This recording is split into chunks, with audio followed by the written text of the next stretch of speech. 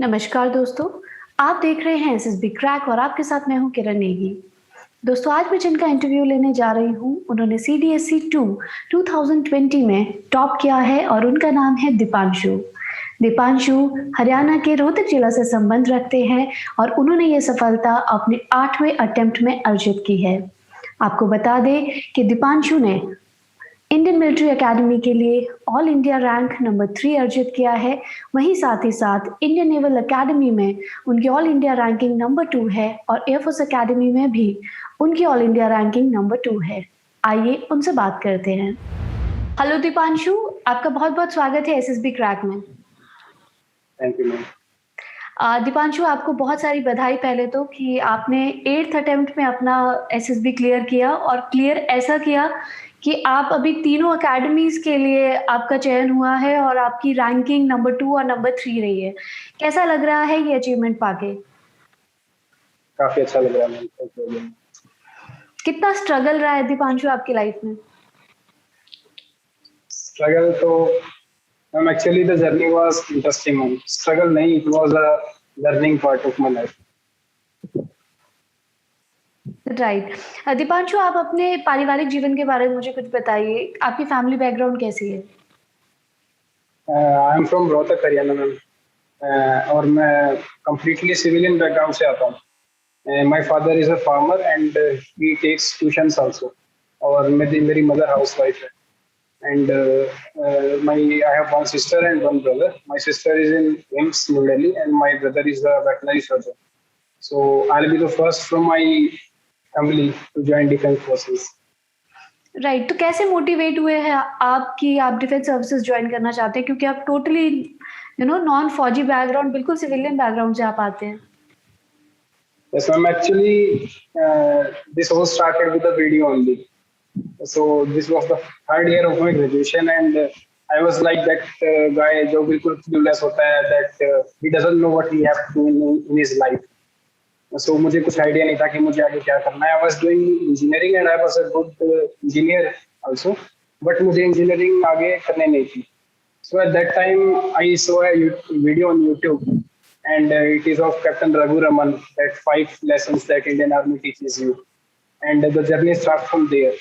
So वहीं से फिर लगातार धीरे धीरे YouTube से और जाना इसके बारे में, एंड फिर धीरे धीरे पता चला था camaraderie, adventurous life that defence forces provides us. And एक रीजन के बाद तो फिर रीजन मिलते चले गए, एंड आई वाज डिटरमाइंड कि करना है तो फौज करना है। अच्छा, और आपने क्योंकि सीडीएसई आपने काफी बार क्लियर किया और एफकेट एग्जाम भी, रिटन एग्जामिनेशन के लिए कैसे प्रिपरेशन किया आपने? मैम रिटन एग्जामिनेशंस के लिए प्रिपेयर, मेरे लिए रिटन एग्जामिनेशंस क्लियर करना कुछ ज़्यादा डिफिकल्ट नहीं था, बिकॉज मैं शुरू से ही मेरे पेरेंट्स ने मुझ पे काफ़ी काम किया है और मैं काफ़ी अच्छा स्टूडेंट रहा हूँ। And I was school topper, I was state topper also.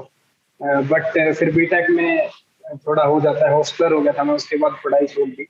लेकिन इतना फर्क नहीं पड़ा, जब भी मैंने रिटर्न दिया क्लियर हो गया था। मैटर था कि I was not clearing the cut off of air force academy और आईएमए। मेरा आईएमए और ओटी का कट ऑफ क्लियर हो रहा था और मुझे जाना था सिर्फ आर्मी या एयरफोर्स। सो उसके लिए फिर मैंने एनालाइज किया, तो मुझे पता चला कि I have to take coaching. So I took coaching for maths, GS and English, and after that मेरा आईएमए का भी और एएफए का भी कट ऑफ क्लियर हो गया था। So written was not that much difficult, but to gain higher score I need to put some efforts. Right, और अभी जब आप इतने तीनों एकेडमीज आपने क्लियर कर ली है, अभी आप कहाँ पे ज्वाइन करना चाह रहे हो और क्यों? मैम मैं एयरफोर्स एकेडमी ज्वाइन करूंगा।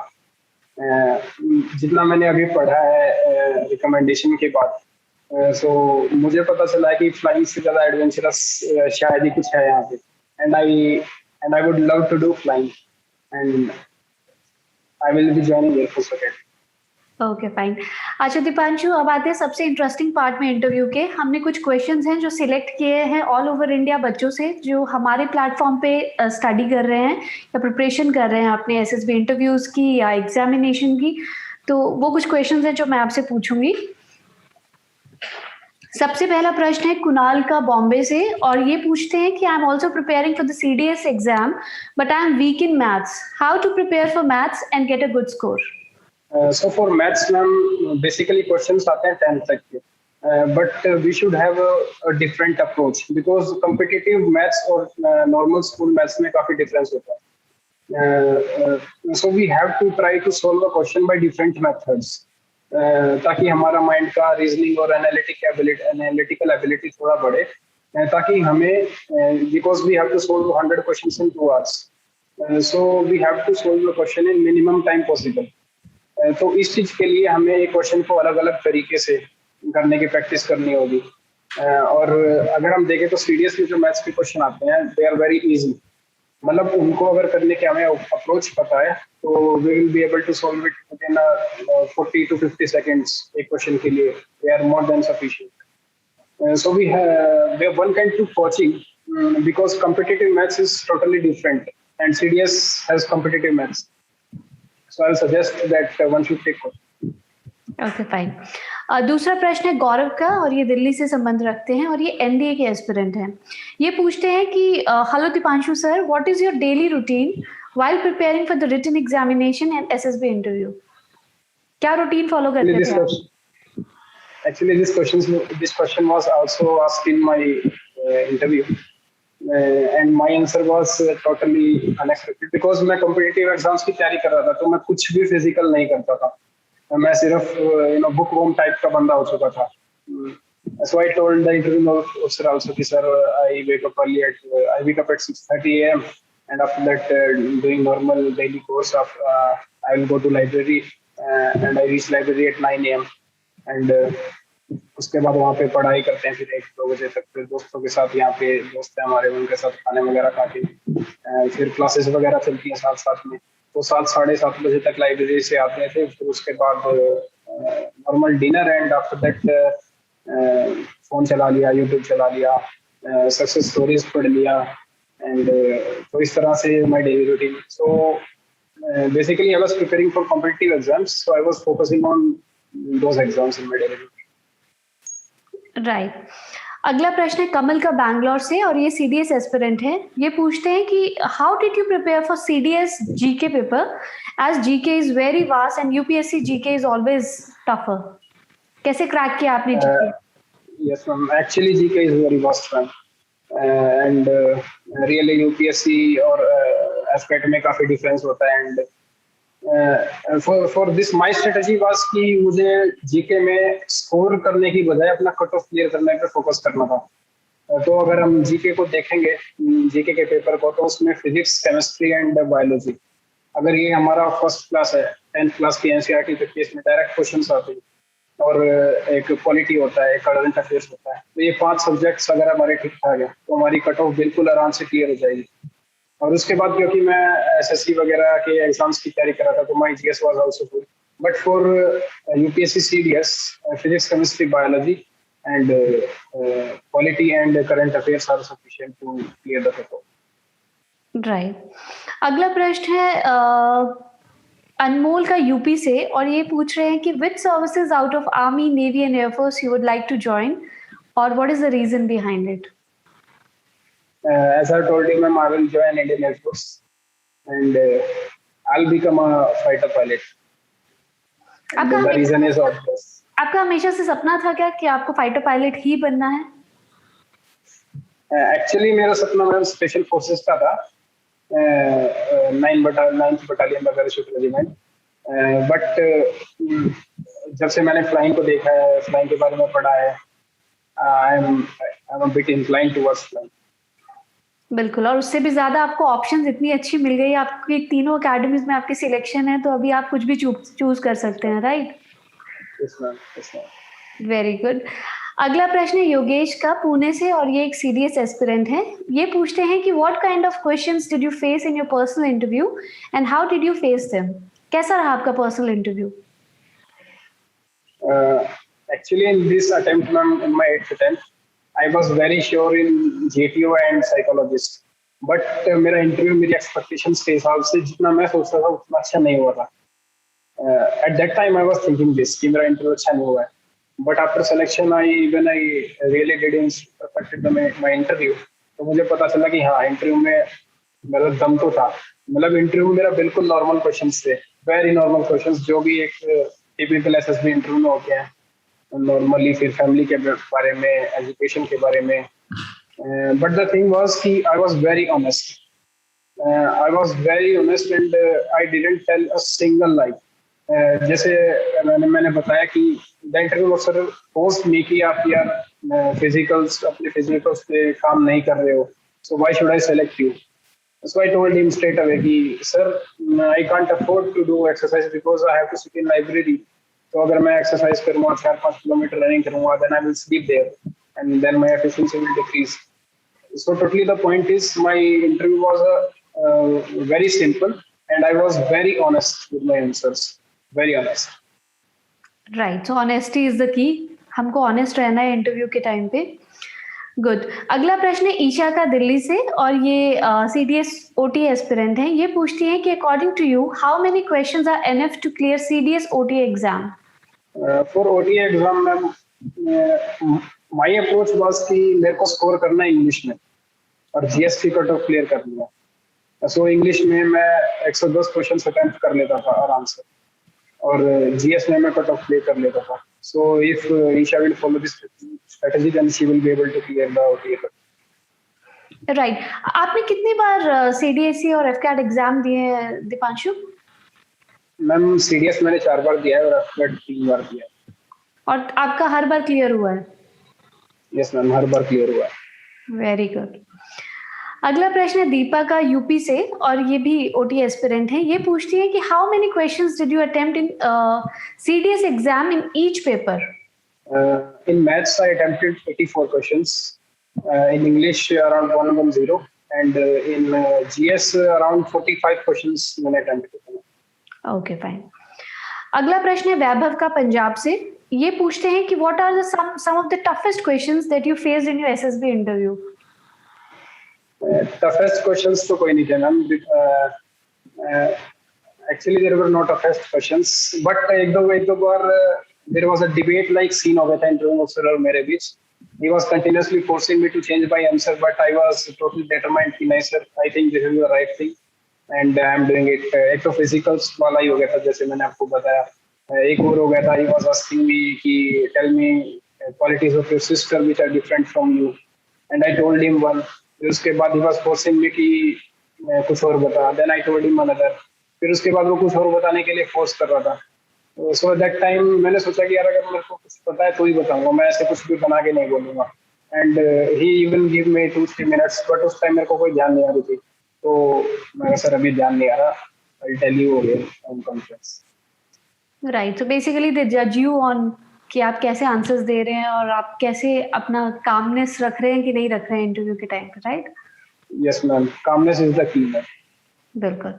अगला प्रश्न है उमेश का एफकैट एस्पिरेंट है, ये जयपुर से. ये पूछते हैं कि how many months preparation is enough to get top score in CDS and AFCAT examinations?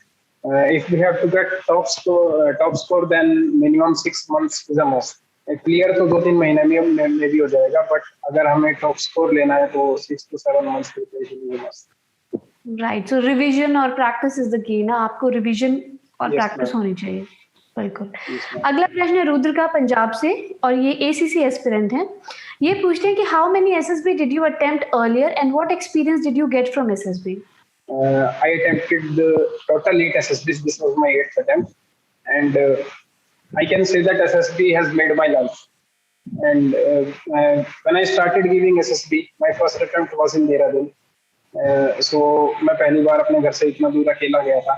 And in my 8 attempts, I have traveled half the India, and totally by my own.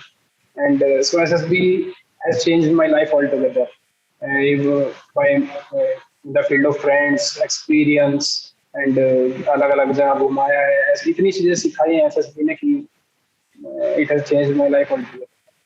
बिल्कुल. और exposure बहुत ज्यादा मिल जाता है क्योंकि जब आप कहीं नहीं निकलते और धीरे धीरे आप पूरा देश, आधा देश तो कम से कम घूम लिया आपने, उससे आपको बहुत एक्सपोजर मिल जाता है. Yes ma'am, even when first time I went to Dehradun, मुझे होटल भी मतलब बड़ी मुश्किल से मिला था. And in my 7th attempt, I was so exposed कि मतलब मुझे इतना पता था कि I slept on the platform only. I knew कि कोई चिंता नहीं है, सारी चीजें पता है, तो इतना केयरलेस मतलब केयरफुल मतलब सब कुछ था कि प्लेटफॉर्म पे भी सो गए थे हम दोस्त दोस्त। बिल्कुल बिल्कुल। और ये मुझे लगता है कि हर एसएसबी एस्पिरेंट जिसने भी एसएसबी दिया है उसने कहीं ना कहीं इसको फील किया है। मुझे आज भी याद है जब मैंने अपना फर्स्ट एसएसबी अटेम्प्ट किया था, तो मैं पहली बार कालका से बैंगलोर गई थी और मुझे अब भी याद आता है कि जब आपका स्क्रीन आउट हो जाता है ना फर्स्ट, तो मेरे को तब तक पता ही नहीं था कि स्क्रीन आउट भी होता है कुछ।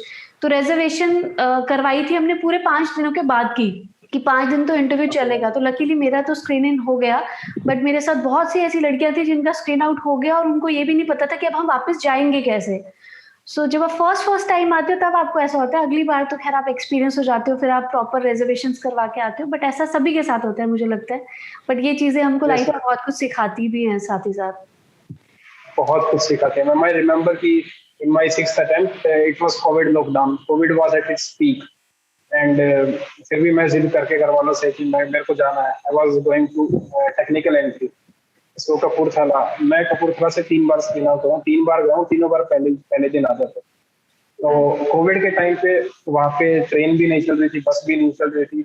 सो आई रिमेम्बर कि फिर घूमता घूमता घूमता घूमता एक बस मिली एंड इट वाज सो मतलब अजीब सा एक्सपीरियंस था। बस वाला ड्राइवर वैसे ही खड़ा था, अकेला सा, बिल्कुल अकेला सा, एंड ही वाज किसी से 5,000 ले रहा था, किसी से 6,000 ले रहा था।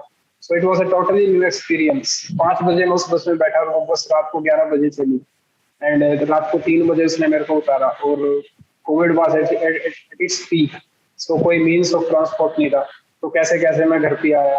तो SSB has taught me a lot, और ये हर एस्पिरेंट को बहुत ज्यादा सिखाती है।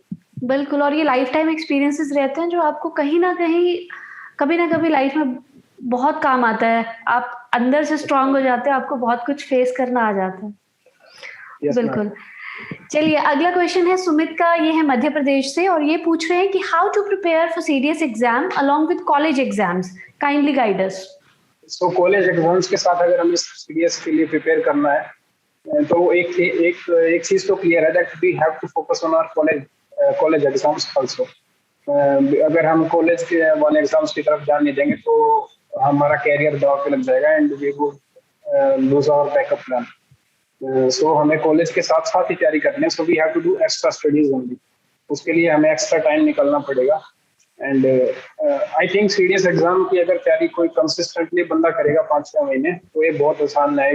दिन में 2-3 घंटे की पढ़ाई से हो जाएगी, कॉलेज के साथ साथ हो सकती है। राइट। दीपांशु, कैसा आपका एक्सपीरियंस रहा है एसएसबी का, क्योंकि आपने 8th अटेम्प्ट में ये क्लियर किया और सेकेंडली आपने इससे पहले जितने भी अटेम्प्ट क्लियर किए, जितने भी अटेम्प्ट दिए हैं, उसमें कैसा माइंडसेट था आपका, क्या माइंडसेट लेकर आप इस बार गए थे? इससे पहले के अटेम्प्ट्स में आई वाज वेरी डेस्परेट कि मुझे जाना ही जाना है, मुझे करना ही फौज है बस। जिंदगी में यही एक मकसद था कि करना ही फौज है, उसके बाद जो कुछ है वो फ्री में है बस। सो 8th अटेम्प्ट में मेरा यही था, but I was more cool, calm and composed. I was focusing on the process कि मुझे प्रोसेस पे फोकस करना है। आई वाज नॉट कि मुझे सेलेक्ट ही होना है, मुझे परफॉर्म अच्छा करना है। I was focusing on this. Right. अच्छा, आप बता रहे थे कि आप फिजिकल्स में उतना ज्यादा एक्टिव नहीं थे और आप अपनी पढ़ाई करते थे, तो ये बताइए आपका जीटीओ कैसा रहा? मैम एक्चुअली मैं फिजिकल में एक्टिव नहीं था, लेकिन जब मैं सुबह लाइब्रेरी जाता था और लाइब्रेरी से आता था, तो मेरी लाइब्रेरी घर से 4-5 किलोमीटर दूर है, तो मैं साइकिलिंग करके ही जाता था। तो इनडायरेक्टली वो हो रहा था। और इसके अलावा मेरे फादर एक फार्मर है, तो हमने बचपन में भी बहुत काम किया है खेतों में, तो हमारी फिजिकल स्ट्रेंथ ठीक ठाक है। तो जीटीओ में भी बहुत अच्छा ही परफॉर्म किया था और 8 ऑब्स्टेकल कर पाया था मैं इंडिविजुअल में, 9th कर रहा था तो विसल बच गई थी। इसके अलावा बाकी सारा जीटीओ में बहुत अच्छा किया। अच्छा, ओके। और अगर आप अच्छा डिफेंस फोर्सेस नहीं ज्वाइन करते, तो फिर कौन सा प्रोफेशन आपने सोचा था कि अगर नहीं हुआ, मान लो जस्ट इन केस नहीं हुआ, तो फिर मैं क्या करूंगा? Actually ma'am I was very inclined to become a spy. मुझे जासूसी वगैरह की चीजें करना बहुत पसंद है, आरएडब्ल्यू और आईबी। और मैंने एक आईबी का एग्जाम अभी, असिस्टेंट सेंट्रल इंटेलिजेंस ऑफिसर है, उसका 2 ईयर मेरी क्लियर भी हो चुकी थी। 2nd ईयर का रिजल्ट आना, एक एग्जाम क्लियर हो चुका था, तो अभी मैं उसको ज्वाइन करता हूँ। राइट। तो आर्मी ऑफिसर नहीं होते, मतलब एयरफोर्स ऑफिसर बेसिकली, आप तो एयरफोर्स ज्वाइन करने वाले हैं, तो एयरफोर्स नहीं ज्वाइन करते तो आप एक जासूस होते हैं, हाँ। और की आपने यस इंजीनियरिंग मैम। है, right? Yes ma'am. All together different streams. Yes ma'am. Right. आपके पेरेंट्स का कैसा रिएक्शन था दीपांशु, जब आपने उनको ये बताया कि आपकी सिलेक्शन हो गई और आप ऑल इंडिया रैंक होल्डर हैं, सेकंड और थर्ड रैंक होल्डर, कैसा एक्सपीरियंस रहा? सो बेसिकली मैम मैं इस चीज के लिए 3 साल से तैयारी कर रहा हूँ। तो पहले 2-3 बार तो पेरेंट्स बोल देते हैं हाँ ठीक है जा, उसके बाद तो पेरेंट्स को लगने लगा था कि इसका मुश्किल ही होगा।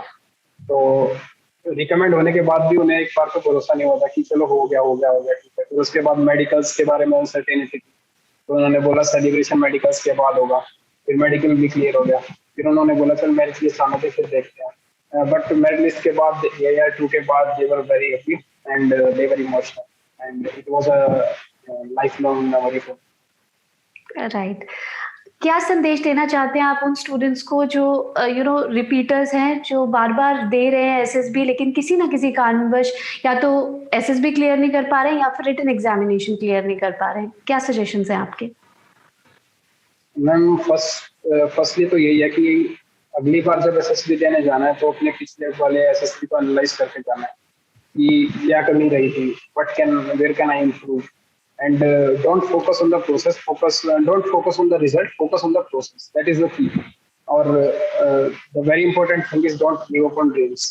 आई रिमेम्बर कि जब स्क्रीन आउट होके आते थे, मैं 5 बारी में स्क्रीन आउट हुआ हूँ, तो एक दो दिन ऐसा लगता है कि नहीं यार शायद हम इसके लिए नहीं बने। फिर कॉन्स्टेंटली जब हम, आई रिमेम्बर कि इन 3 years देर इज, शायद एक भी दिन ऐसा नहीं हो जिस दिन मैंने किसी ना किसी बंदे की सक्सेस स्टोरी कहीं ना पढ़ी हो, कि कोई रिपीटर है वो कैसे रिकमेंड होता है।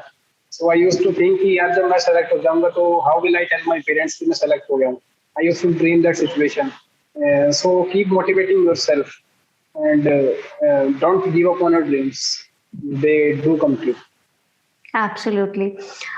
दीपांशु, आप अब कैसे प्रिपरेशन कर रहे हैं आप अपनी एकेडमी जाने के लिए? आप एयरफोर्स एकेडमी ज्वाइन करेंगे और कैसे प्रिपरेशन कर रहे हैं? अभी फिजिकल्स वगैरह सब कर रहे हैं, दौड़ना स्टार्ट किया?